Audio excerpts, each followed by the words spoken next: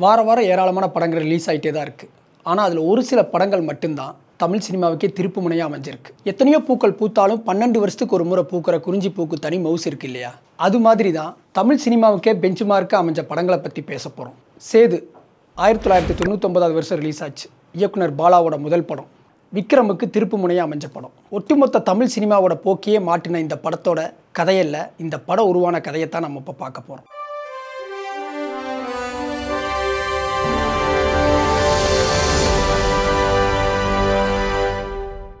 இயக்குனர் பாலா பாலு மகேந்திராவோட உதவி இயக்குனர். இது நம்ம எல்லாருக்கும் தெரியும். அவர்கிட்ட பல ஆண்டுகள் வேலை பார்த்துட்டு தன்னுடைய முதல் படத்தை இயக்கணுங்கிற முடிவோட அவர் வெளியில் வர்றாரு. அதற்கான முயற்சியில் இறங்குறாரு. அவர் முதலாக எழுதின ஸ்கிரிப்ட் அகிலன்.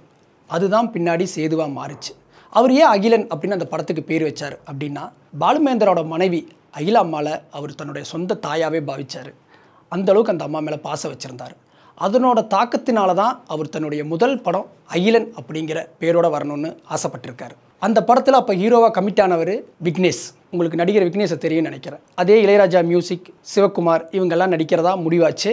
அந்த படத்தோட படப்பிடிப்பு தொடங்குறதுக்கு முன்னாடி வழக்கம் போல் படப்பூஜை போடப்பட்டுச்சு. அந்த படப்பூஜை போட்டு அடுத்த நாள் படப்பிடிப்பு ஆரம்பிக்கலாங்கிற நிலையில் அந்த படப்பூஜை அன்னைக்கே அந்த பட தயாரிப்பாளர் அந்த படத்துக்காக போட்டிருந்த ஆஃபீஸை காலி பண்ணுறாரு. படம் ட்ராப் ஆகுது. இயக்குனர் பாலா தன்னுடைய முதல் படமே ட்ராப் ஆன விரக்தியில் கன்னியாகுமரியில் விவேகானந்தர் பாறையில் போய் உட்காந்துட்டார்.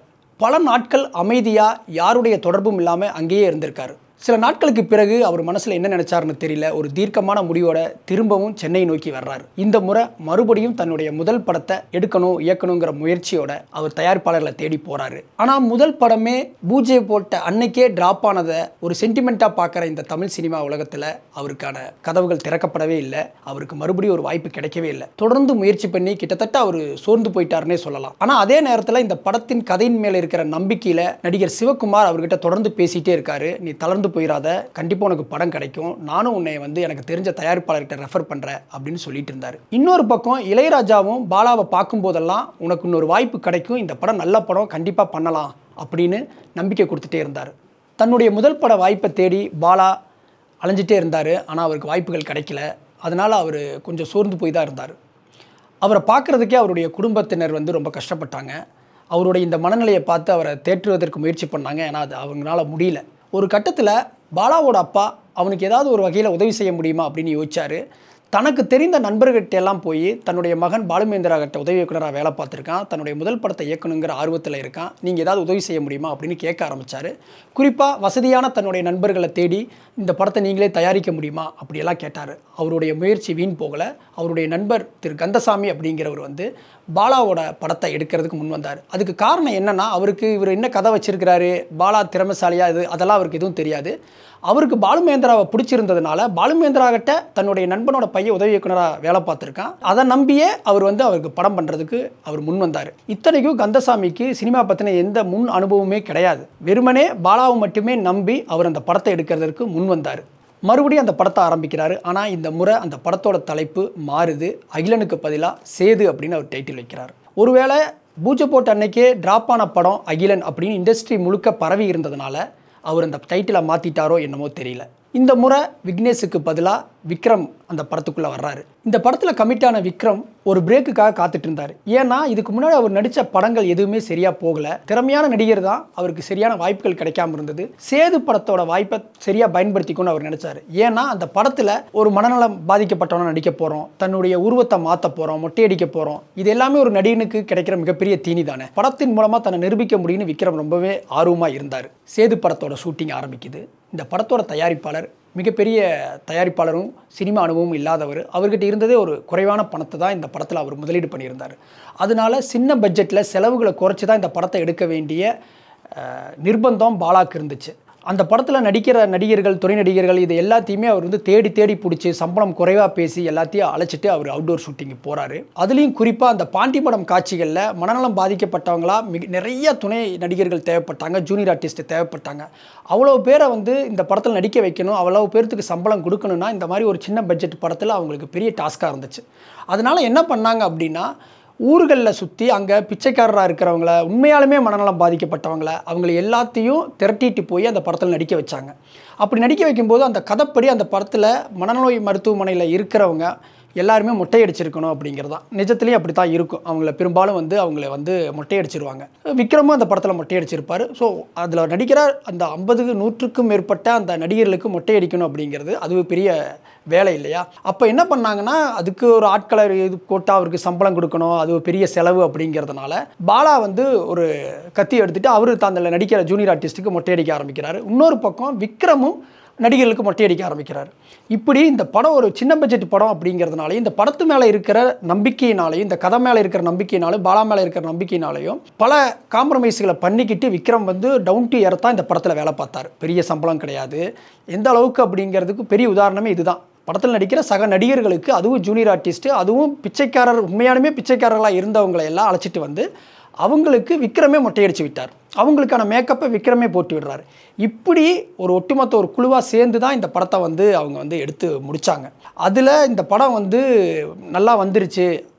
அதே சிவகுமார் முன்னாடி அகிலன் படத்தில் நடிக்க இருந்த சிவகுமார் இந்த படத்தில் நடிக்கிறாரு. அதே மாதிரி இளையராஜா இந்த படத்துக்கு மியூசிக் போடுறாரு. ஸோ இந்த படத்தை அடுத்தது வந்து தியேட்டருக்கு கொண்டு வரணும் அப்படிங்கிறது தான் அவங்களுடைய அடுத்த கட்ட முயற்சியாக இருந்துச்சு. ஆனால் என்னென்னா, முதல் பட இயக்குனர் இந்த படத்தில் நடிச்சிட்டு இருக்கிற விக்ரம் பெரிய நடிகர் கிடையாது. இந்த படத்தில் நடிக்கிற கதாநாயகியும் பெரிய நடிகை கிடையாது. இந்த படத்தில் தான் அவங்க அறிமுகமாகறாங்க. அப்படிங்கிறப்ப இந்த படத்தில் எதுவுமே வந்துட்டு பிரபலமானவர்கள் யாருமே இந்த படத்தில் இல்லை, இளையராஜாவை தவிர்த்து. அதனால இந்த படம் வந்து திரைக்கு போகிறதுல மிகப்பெரிய பிரச்சனை இருந்துச்சு. குறிப்பாக சொல்லணும்னா, தமிழ் சினிமாவில் எந்த படத்துக்குமே நடக்காத ஒரு போராட்டம் எந்த அளவுக்கு நடந்துச்சு அப்படின்னா, அப்போல்லாம் என்னென்னா, விநியோகஸ்தர்களை கூட்டிகிட்டு வந்து படத்தை போட்டு காட்டுவாங்க. அவங்க படத்தை பார்த்துட்டு இந்த படம் ஜெயிக்கும், இந்த படம் ஓரளவுக்கு ஓடும் அப்படின்னு முடிவு பண்ணாங்கன்னா அந்த படத்தை அவங்க வாங்கி ரிலீஸ் பண்ணுவாங்க. அப்படியே அவங்கள விநியோகஸ்தரை கூட்டிகிட்டு வந்து அவங்களுக்கு ஒரு ப்ரிவியூ ஷோ போட்டு காட்டுவாங்க. அதை பார்த்துட்டு தான் அவங்க முடிவு பண்ணுவாங்க, இந்த படத்தை நாங்கள் வாங்கிக்கிறோம் அப்படின்னு சொல்லி. இந்த மாதிரி தயாரிப்பு விநியோகஸ்தர்களை கூட்டிகிட்டு வந்து இந்த படத்தை போட்டு காட்ட ஆரம்பிக்கிறாங்க. பார்த்தவங்களுக்கு இந்த படம் ரொம்ப சோகமாக இருக்குது, இந்த படம் ஓடுமான்னு தெரியல அப்படின்னு சொல்லி அவங்க பின்வாங்குறாங்க. இப்படி ஒரு அடுத்த கட்ட விநியோகஸ்தர்களை வேறு ஊர்கள் இருக்கிற விநியோகஸ்தர்களை கூட்டிகிட்டு வர்றாங்க. அதே ஊரில் இருக்கிற இன்னொரு விநியோகஸ்தர்களை கூட்டிகிட்டு வர்றாங்க. அவங்களுக்கு படத்தை போட்டு காட்டுறாங்கன்னு. இந்த படம் மட்டுமே சேது படத்தோட பெரிய பெருமை என்ன அப்படின்னா, ப்ரிவியூ ஷோவாகவே அந்த படம் 100 நாட்களுக்கு மேலே ஓட்டப்பட்டிருக்கு. ஆனால் அப்பவும் இந்த படத்தை யாரும் வாங்க தயாராக இல்லை. ஒரு கட்டத்தில் விலையை குறைச்சி கொடுத்து எப்படியாவது இந்த படம் ரிலீஸ் ஆனால் போகுது அப்படின்னு சொல்லி இந்த படத்தை ரிலீஸ் பண்ணுறதுக்கு தயாராகிறாங்க. இன்னொரு இந்த படத்தில் சுவாரஸ்யமான சம்பவத்தை சொல்லணும் அப்படின்னா, இந்த படத்தில் தான் சசிகுமாரும் அமீரும் உதவி இயக்குனராக வேலை பார்த்தாங்க. அவங்களுக்கும் உதவி இயக்குனராக இதுதான் முதல் படம். சசிகுமாரோட அண்ணன் பாலாவோட ஃப்ரெண்டு. அந்த வகையில் சசிகுமார் இந்த படத்துக்குள்ளே வர்றாரு. அமீரும் பாலாவுமே ஃப்ரெண்டு தான். அமீர் பாலாவுக்கு முன்னாடியே தமிழ் சினிமாவில் வாய்ப்பு தேடி சென்னைக்கு வந்து சீரியலில் நடித்து சினிமாவில் துணை நடிகர்களெல்லாம் நடிச்சுட்டு ஒரு கட்டத்தில் வாய்ப்புகள் எல்லாம் இல்லாமல் அவர் திரும்ப ஊருக்கு போனவர் தன்னுடைய நண்பனே படம் எடுக்கிறான் அப்படிங்கிறப்ப அந்த படத்தில் உதவி இயக்குனராக சேர்ந்துருக்கிறார். ஸோ இவங்க 2 பேரும் தன்னுடைய நண்பனோட படம் ரிலீஸ் ஆகணும் அப்படின்னு இவங்களும் சேர்ந்துக்கிட்டு, சசிகுமார் அமீரும் சேர்ந்துக்கிட்டு இந்த படத்தை திரைக்கு கொண்டு வந்துடணும் அப்படிங்கிறதுக்காக போராடிட்டு இருந்தாங்க. கிட்டத்தட்ட வந்து 100 நாட்கள் ப்ரிவியூ ஷோலேயே ஓடின இந்த படம் தியேட்டருக்கு வர்றதில் மிகப்பெரிய போராட்டமாக இருந்துச்சு. ஒரு கட்டத்தில் இந்த படத்தை ஒரு புது விநியோகஸ்தர் டாக்டர் காளிதாசன் அவர் சொல்லுவாங்க. உண்மையாக அவர் ஒரு மருத்துவர். அவர் வந்து இந்த படத்தை பார்க்குறாரு. பார்த்துட்டு அவர் சினிமா ஆர்வலர். அவர் ஒரு தொழில்முறை விநியோகஸ்தர்லாம் கிடையாது. முதல் முறையாக ஒரு விநியோகஸ்தம் பண்ணி பார்க்கலாமே அப்படிங்கிற ஆர்வத்துக்குள்ளே வர்றாரு. அவர் வந்து இந்த படத்தை பார்க்குறாரு. பார்த்துட்டு அவருக்கு இந்த படம் பிடிச்சிருக்கு. ஸோ இந்த படம் ஓடி பெரிய அளவில் தனக்கு லாபம் வரும் அப்படின்னெல்லாம் அவர் நினைக்கல. நல்ல படம், இதை ரிலீஸ் பண்ணணும் அப்படின்னு சொல்லி இதுவும் தமிழ் சினிமா வரலாற்றிலேயே இல்லாத அளவுக்கு இந்த படத்தை ஒரே 9 பிரிண்ட் மட்டும் போடுறாங்க. ஏன்னா அப்போல்லாம் வந்து லேபில் வந்து பணம் கொடுக்கணும். ஒரு பிரிண்ட் வாங்கணும்னா அதுக்கு ஒரு பெரிய தொகை கொடுத்து அந்த பிரிண்ட் வாங்கணும். அதுக்கு இவங்ககிட்ட காசு கிடையாது. அவரும் ஒரு சாதாரண ஒரு மருத்துவர் தான். அதனால் அவர் என்ன பண்ணுறாருன்னா, அவர்கிட்ட இருக்கிற காசை வச்சு 9 பிரிண்ட் மட்டும் போடுறாங்க. ஸோ சென்னையில் ஒரு 3 தியேட்டர் ரிலீஸ் பண்ணுறோம். மிச்சம் 6 பிரிண்ட்டை வந்து தமிழ்நாட்டில் எங்கெங்கெல்லாம் வந்து வாய்ப்பு இருக்கோ அங்கே அந்த தேட்டரில் ரிலீஸ் பண்ணலாம் அப்படின்னு முடிவு பண்ணுறாங்க. அதில் சொந்த ஊர் மதுரை அப்படிங்கிறதுனால, மதுரையில் இவங்களுக்கு நண்பர்கள் வட்டாரம் அதிகம் அப்படிங்கிறனால மதுரையில் ஒரு 4 தேட்டரில் ரிலீஸ் பண்ணலாம் அப்படின்னு முடிவு பண்ணுறாங்க. திருச்சியில் அதே மாதிரி ரிலீஸ் பண்ணலாம் அப்படின்னு முடிவு பண்ணுறாங்க. அப்போ அப்படியே பேசினதில் கிட்டத்தட்ட 9 பிரிண்ட்டுமே வந்துட்டு வெளியூருக்கே போகிற சூழல் ஆகும்போது அந்த காளிதாஸ் வந்து கடன் வாங்கிட்டு வந்து இன்னொரு 3 பிரிண்ட்டு போட சொல்லி அவர் வந்து சென்னையில் ரிலீஸ் பண்ணுறாரு. ஸோ மதுரையில் ரிலீஸ் பண்ணுறதுக்கான நாளைக்கு காலையில் ரிலீஸ் பண்ணணும். பணம் பற்றாக்குறையினால அன்றைக்கி நைட்டு 1 மணிக்கு தான் இந்த பிரிண்ட்டு போடுறாங்க. அதை சசிகுமார் அமீரும் எடுத்துக்கிட்டு கிட்டத்தட்ட வந்து ஒரு டிஷர்ட் லுங்கியோடவே ஒரு அம்பாசிடர் காரில் வச்சுட்டு மதுரைக்கும் திருச்சிக்கும் எடுத்துகிட்டு போகிறாங்க. அங்கே போய் அந்த படத்தை ரிலீஸ் பண்ணுறாங்க. கிட்டத்தட்ட மதுரை அப்படிங்கிறதுனால பாலாவுக்கும் மதுரை தான், அந்த தயாரிப்பாளரும் மதுரை தான் அப்படிங்கிறதுனால நம்ம ஊரில் ஆட்கள் படம் எடுத்துருக்குறாங்க அப்படிங்கிறதுனால அமீருக்கும் சசிகுமார் பாலாக்கெல்லாம் நண்பர்கள் வட்டம் பெருசு அப்படிங்கிறதுனால அவங்கெல்லாம் வந்து அந்த முதல் ஷோக்கு வந்துட்டாங்க. திருச்சியிலலாம் வந்துட்டு முதல் ஷோ வந்து 60 பேர் பார்த்துருக்குறாங்க. அவ்வளோதான் அந்த தேட்டரில் இருந்திருக்கிறாங்க.